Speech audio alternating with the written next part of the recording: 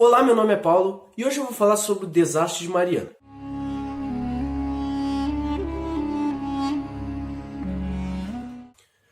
O rompimento da barragem do Fundão foi um dos acidentes com maior destaque na história da mineração brasileira e mundial, por conta das suas consequências de grande amplitude. Neste vídeo vamos falar sobre as investigações técnicas dos impactos causados e a autuação sobre a empresa. E por fim, as mudanças decorrentes do acidente e as medidas compensatórias que a empresa tomou. Para saber mais sobre esse desastre, precisamos entender como tudo começou. Na tarde do dia 5 de novembro de 2015, ocorreu o rompimento de um dos diques da barragem de rejeitos de mineração de Fundão, localizada em Mariana, Minas Gerais. A barragem é de responsabilidade da mineradora Samarco, controlada pela Vale e pela companhia anglo-australiana BHP Billiton, que atua desde 1977 na produção de minério de ferro para a produção de aço, com empreendimentos nos estados de Minas Gerais e Espírito Santo. As barragens de Fundão e Santarém foram criadas para reverem os rejeitos vindos da extração de minério de ferro pela mineradora Samarco. Somente na barragem de Fundão havia aproximadamente 50 milhões de metros cúbicos de resíduos, classificados, segundo a NBR 2004, como sólidos, não perigosos e não inertes, como ferro e manganês. Ou seja, sua composição era formada basicamente por areias e metais. Desses 50 milhões de metros cúbicos, 34 milhões, após sobrelevar uma segunda barragem à frente, a barragem de Santarém, foram lançados na bacia hidrográfica do Rio Doce. Cerca de 16 milhões restantes ainda permaneceram armazenados nessa segunda barragem, que foi parcialmente danificada, mas continuaram sendo despejados vagarosamente sobre o Rio Doce.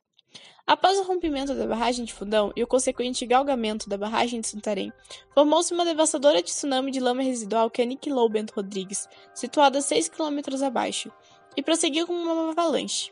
Percorreu 50 km pelo rio Gualacho até desaguar no rio do Carmo, depois mais 20 até o Rio Doce, e só perdeu velocidade 30 km adiante ao bater na barragem da hidrelétrica de Condonga, que resistiu ao impacto no limite de sua estrutura. A quantidade de rejeitos derramada foi 5 vezes maior do que qualquer outro desastre do mesmo tipo já ocorrido no mundo. Ao todo, a lama afetou quase 700 km de rio até chegar ao mar, 16 dias depois. No caminho, afetou 39 municípios de Minas Gerais e Espírito Santo, destruiu total ou parcialmente quase 200 fazendas, 400 casas, 12 pontes, 7 escolas, 2 estabelecimentos de saúde, peixes, animais e vegetação, e matou 19 pessoas. Logo após o rompimento, ninguém sabia o que tinha acontecido de fato para aquela barragem estourar. E assim começaram as investigações técnicas, que apontaram as possíveis causas do acidente. Assim como a sociedade, a Samarco buscou compreender o porquê de ter acontecido esse acidente.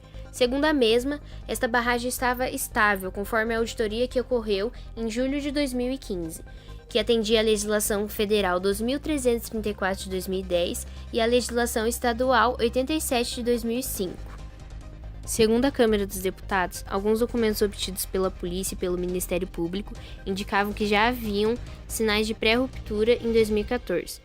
Em agosto deste mesmo ano, uma equipe contratada pela Samarco viu que haviam trincas no paredão, o que poderia indicar um movimento de toda a base do mesmo.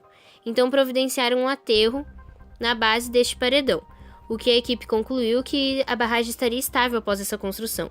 O engenheiro que projetou a barragem em 2007, Joaquim de Ávila, e depois foi contratado como consultor pela Samarco, admitiu que a análise de estabilidade considerou outra hipótese para as trincas e não considerou a hipótese de liquefação estática, que é o que estava acontecendo. Liquefação estática é quando os resíduos sólidos em contato com muita água se transformam em fluidos. Para Carlos Eduardo Ferreira, que é coordenador de meio ambiente do Ministério Público de Minas Gerais, esta foi a verdadeira causa do rompimento da barragem de Fundão. E a Samarco não fez nada, não se posicionou para impedir o que já estava apontado em seus próprios relatórios internos. Segundo algumas pesquisas, houve 3 pequenos abalos sísmicos 1 hora antes do acontecimento, que funcionaram como um gatilho para a aceleração do rompimento. Mesmo após alguns anos, a população de Mariana ainda sofre e não sabe o grau dos impactos ambientais causados.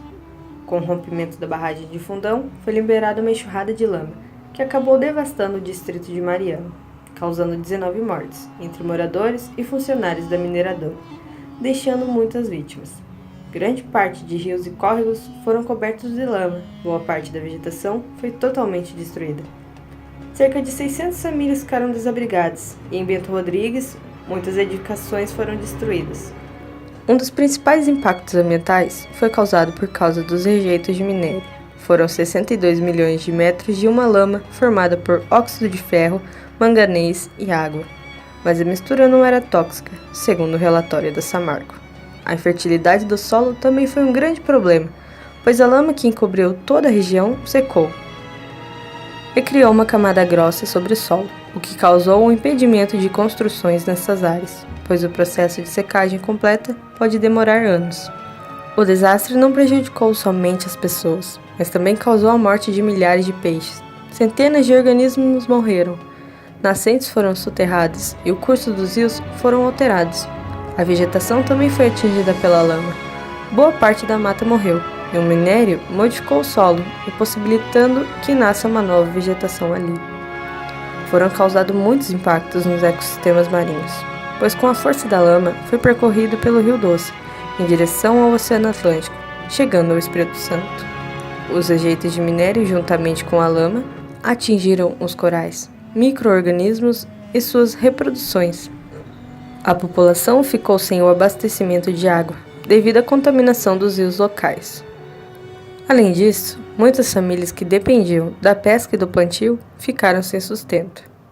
A Justiça Federal indenizou a ação criminal que tornou réus 22 pessoas e as empresas Samarco, Vale, BPH e Vogue BR por crimes ambientais e pelos homicídios ocorridos após o rompimento da barragem. O IBAMA aplicou 24 autos de infrações ambientais à mineradora que somam mais de 345 milhões de reais. Quais autos de infrações são: devido à poluição do Rio Doce nos estados de Minas Gerais e Espírito Santo, por tornar uma área urbana imprópria para ocupação humana e por causar a interrupção no abastecimento público de água devido a rejeitos de mineração.